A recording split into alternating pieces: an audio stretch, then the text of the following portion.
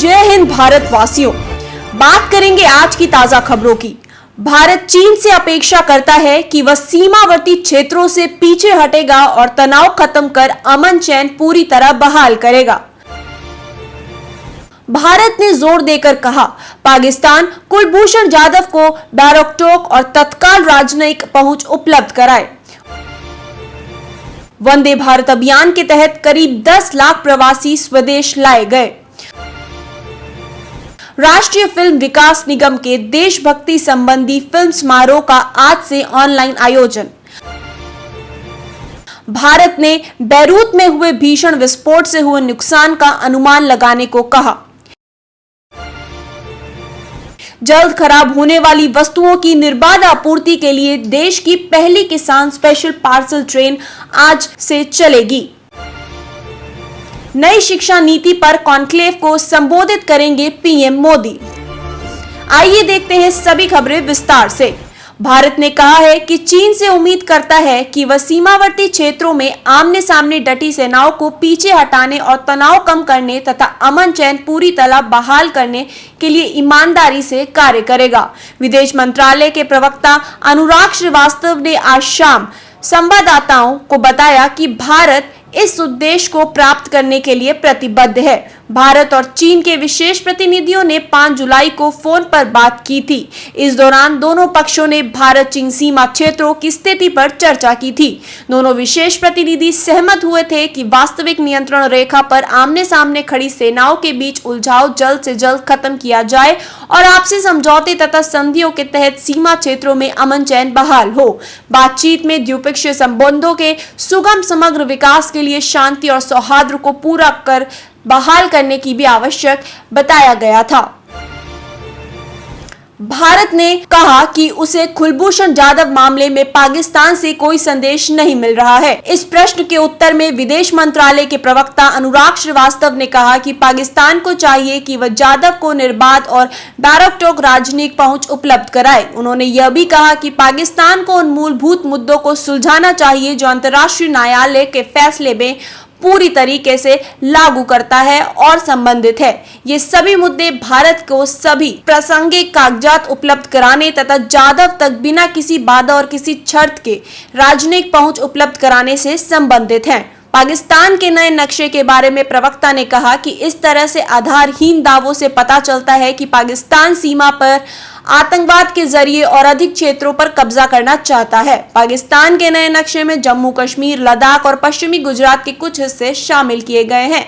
जम्मू कश्मीर पर तुर्की के बयान के बारे में प्रश्न पर अनुराग श्रीवास्तव ने कहा कि यह तथ्यात्मक रूप से गलत, प्रक्षेपण और अवांछित है। उन्होंने तुर्की सरकार के वास्तविक स्थिति को अच्छी तरह से समझने और भारत के अंदरूनी मामलों में हस्तक्षेप से बचने का अनुरोध किया। वंदे मातरम अभियान के तहत अब तक विदेशों से स्वदेश वापस लाए गए प्रवासियों की संख्या 10 लाख के करीब पहुंच गई है।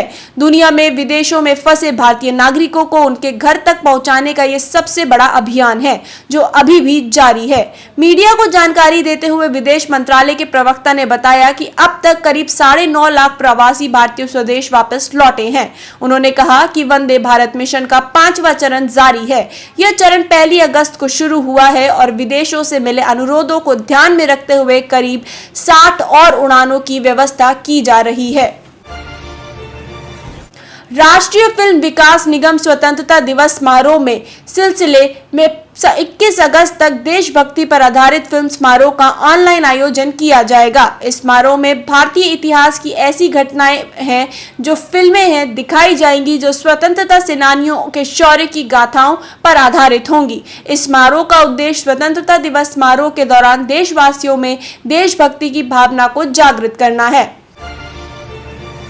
भारत के लेबनान के बंदरगाह शहर बैरूत में हुए भीषण विस्फोट से हुए नुकसान का अनुमान लगाने को कहा है। विदेश मंत्रालय के प्रवक्ता अनुराग श्रीवास्तव ने संवाददाताओं को बताया कि नुकसान के अनुमान के आधार पर ही भारत लेबनान को दी जाने वाली सहायता के बारे में फैसला करेगा। उन्होंने कहा कि बैरूत में किसी भारतीय के हताहत होने की कोई खबर नहीं है। देश की पहली स्पेशल किसान पार्सल ट्रेन किसान रेल आज से चलेगी। यह ट्रेन महाराष्ट्र के देवलाली दूसरे पहर 11 बजे रवाना होगी और बिहार के दानापुर के बीच फल, सब्जियां, मछली, मांस और दूध जैसी जल्द खराब होने वाली वस्तुओं की ढुलाई करेगी। किसान रेल के रुकने के लिए नासिक रोड, मनमाड़, जलगांव, भूसावल, बुरहानपुर, खंडवा, इटारसी, जबलपुर, सतना, कटनी, मानिकपुर, प्रयागराज, चिवकी, पंडित दीनदयाल उपाध्याय नगर और बक्सर में हॉल्ट बनाए गए हैं। कृषि मंत्री नरेंद्र मोदी सिंह तोमर और रेल मंत्री पीयूष गोयल वीडियो संपर्क के जरिए रेलगाड़ी को हरी झंडी दिखाकर रवाना करेंगे। पहली ट्रेन करीब 32 घंटे में 1519 किलोमीटर की दूरी तय कर 8 अगस्त को शाम 6:45 बजे दानापुर पहुंचेगी। रेल मंत्री ने कहा कि उनके मंत्रालय का उद्देश्य किसान रेल के जरिए खेती करने वालों की आमदनी को दुगना करना है। किसान रेल में वातानुकूलित डिब्बे बनाए गए हैं और इसके जरिए देश भर में मछली, मांस और दूध सहित जल्द खराब होने वाली वस्तुओं को निर्बाध रूप से पहुंचाई जा सकेंगी। संवाददाता ने हमारे बताया कि वित्त मंत्री निर्मला सीतारमण ने खराब होने वाली वस्तुओं की सप्लाई चेन उपलब्ध कराने के लिए इस साल के बजट में किसान रेल शुरू करने की घोषणा भी की थी। नई शिक्षा नीति को लेकर प्रधानमंत्री श्री नरेंद्र मोदी आज देश भर के विश्वविद्यालयों के कुलपतियों, उच्च शिक्षण संस्थानों के निदेशकों और कॉलेजों के प्राचार्यों को संबोधित करेंगे। इस दौरान शिक्षा मंत्री रमेश पोखरियाल निशंक, शिक्षा राज्य मंत्री संजय धोत्रे और नीति को तैयार करने वाली कमेटी के अध्यक्ष के कस्तूरी रंगन भी मौजूद होंगे। कॉन्क्लेव का आयोजन मानव संसाधन विकास मंत्रालय, MHRD और विश्वविद्यालय अनुदान आयोग UGC द्वारा किया जा रहा है। इसमें उच्च शिक्षा से जुड़े विषयों पर अलग अलग कई सत्र भी रखे गए हैं। इस दौरान उच्च शिक्षा के किए गए बदलावों के प्रस्तावों पर विस्तार से चर्चा होगी। गौरतलब है कि देश में 34 साल के बाद इस नई शिक्षा नीति आई है और इस पर PM मोदी का ये पहला संबोधन होगा। इस दौरान वे नई शिक्षा नीति, भविष्य की शिक्षा, रिसर्च जैसे मुद्दों पर चर्चा करेंगे। बात करते हैं विश्व की और भारत में कोरोना वायरस मामलों की। विश्व में 1.9 करोड़ से पार हो चुके हैं कोरोना मामले।